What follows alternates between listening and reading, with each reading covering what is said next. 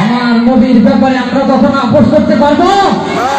পৃথিবীর সব কিছুর ব্যাপারে আমরা আপোষ করতে পারি, কিন্তু কেউ যদি আমার নবীর ব্যাপারে কোনো বাজে কথা বলে সেটা নিয়ে আমরা কোনোদিন আপোষ করতে পারবো না।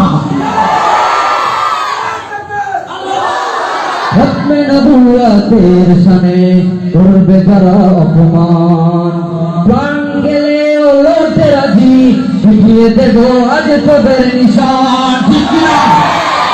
কাদিয়ানীদেরকে সংসদে শুধু কাফের বললে হবে না, ওদের ব্যাপারে মৃত্যুদণ্ড আইন করতে হবে।